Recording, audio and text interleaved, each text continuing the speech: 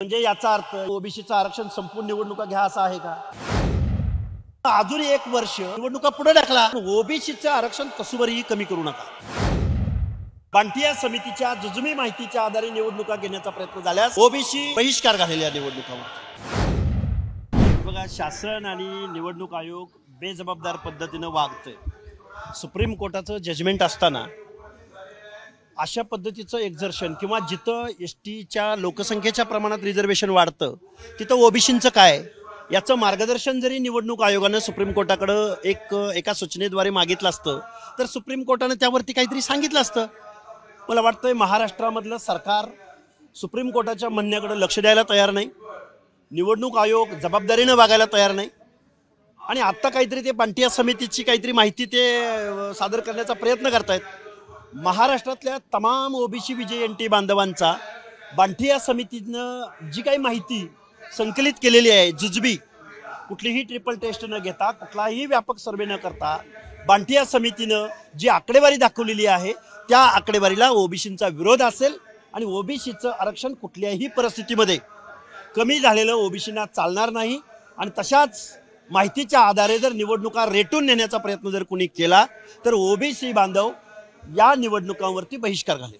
नाही, मात्र कोर्टाने जे निरीक्षण नोंदवलंय की आम्ही निवडणूक रद्द सुरू करू शकतो. तुमची काय मागणी? निवडणूक एक वर्ष निवडणुका पुढे घ्या, अडचण काय? गेली 6-7 वर्ष तुम्ही निवडणुका घेत नाही आहात. महाराष्ट्रामधल्या लोकल बॉडीज प्रशासनाच्या माध्यमातनं म्हणजे डायरेक्ट इनडायरेक्ट सरकारच्या माध्यमातून चालवल्या जात आहेत ना. मग अजून एक वर्ष निवडणुका पुढे ढकला, पण ओबीसीचं आरक्षण तसूवरही कमी करू नका. एकदा इम्पेरिकल डेटा कलेक्ट करा, ट्रिपल टेस्ट घ्या. महाराष्ट्राच्या पाठीमागून बिहार करू शकतं, उत्तरांचल करू शकतं, तेलंगणा करू शकतं, कर्नाटक करू शकतं. महाराष्ट्रामध्ये अडचण काय आहे नक्की? फुले शाहू आंबेडकरांच्या नावानं पुरोगामी महाराष्ट्र म्हणून ज्या महाराष्ट्राची देशभर ओळख आहे तसा दावा केला जातो, त्या महाराष्ट्रामध्ये इम्पेरिकल डेटा कलेक्ट करायला शासनाला अडचण कोणती आहे? इतके दिवस जर लोकल बॉड्या असेच राहिल्या तर मग लोकांची कामं कशी होणार? तिकडे 9-9 वर्ष निवडणुका होत नाही. म्हणजे याचा अर्थ ओबीसीचं आरक्षण संपूर्ण निवडणुका घ्या असं आहे का? या महाराष्ट्रामध्ये 50 ते 60% ओबीसींची संख्या आहे. मग ओबीसींच्या प्रतिनिधित्वाशिवाय इथल्या लोकल बॉडीच्या निवडणुका तुम्हाला घ्यायच्या आहेत का? मुळात निवडणूक आयोग, महाराष्ट्र शासन हे बेजबाबदारपणे वागतंय. बांटिया समितीच्या शिफारशींना आमचा 100% विरोध आहे.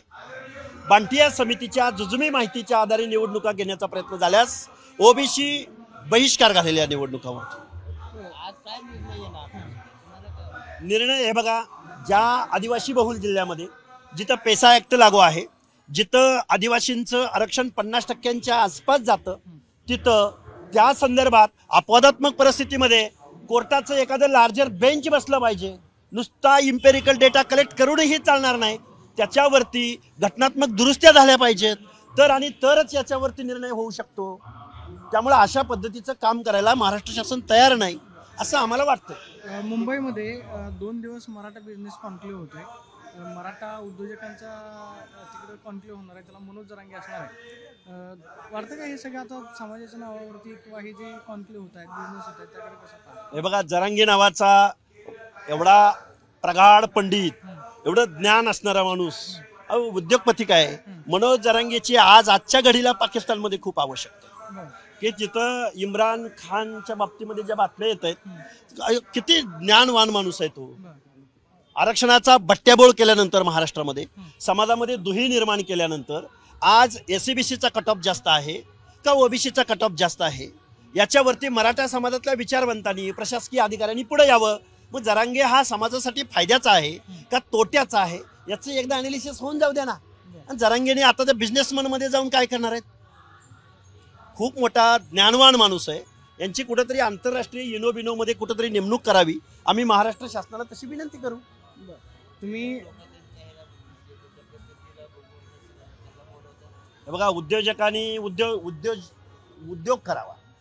उद्योगाला कुठं जातपात असत नाही, कस्टमर हा ओव्हरऑल असतो. त्यामुळे उद्योजकांनी काय करावं? पायावर धोंडा मारून घ्यावा का उद्योग वाढवावा का उद्योग मागं लावून घ्यावा, हा उद्योजकांचा प्रश्न आहे. तुमची मागणी होती की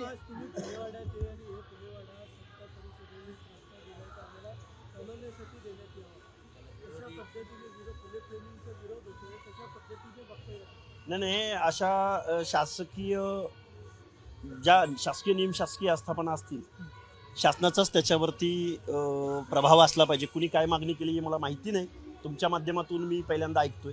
पण महात्मा ज्योतिराव फुले हे आणि त्यांचं स्मारक हे खूप व्यापक आणि पवित्र असं ऊर्जास्थळ आहे आणि त्याची योग्य पद्धतीनं त्याची देखभाल व्हावी या मताचं मी आहे. नाही मात्र ते समता परिषद खाजगी संस्थेकडे गेलं पाहिजे का की शासनाकडेच असलं पाहिजे? नाही नाही व्यवस्थापन हा, समता कोणी जमलं परिषदेनंतर नाही नाही काय काय हे बघा त्यांची मागणी काय आहे हे मला माहिती नाही. पण माझं म्हणणं असं आहे की हे ऊर्जास्थळ आहे, हे पवित्र स्थळ आहे आणि याची देखभाल ही अतिशय पवित्र पद्धतीने व्हावी या मताचं मी आहे. कोणी करायचं? कोणी करावी ठरवतील ना, मान्यवर आहेत, शासन आहे. तुमची भूमिका काय? नाही माझी भूमिका असण्यास हे बघा जिथं एखाद्या जिथं खाजगी ऊर्जा संस्थेला दिलं तर चालेल का? हे बघा ते काय मागणी आहे ते मला बघावी लागेल अगोदर. कुठल्याही खाजगी संस्थेला दिलं तर चालेल का? नाही नाही खाजगी संस्था कोण काय कशासाठी मागतायत ते बघितलं पाहिजे ना. बरं त्यांचा हेतू शुद्ध असेल बरं तर त्याला आपण कसा विरोध करायचा. त्यामुळे काय मागणी आहे हे मला माहिती नाही.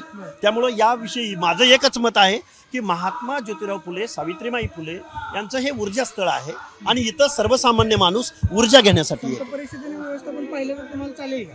नाही व्यवस्थापन जर चांगल्या पद्धतीनं होणार असेल तर हरकत असायचं कारण नाही.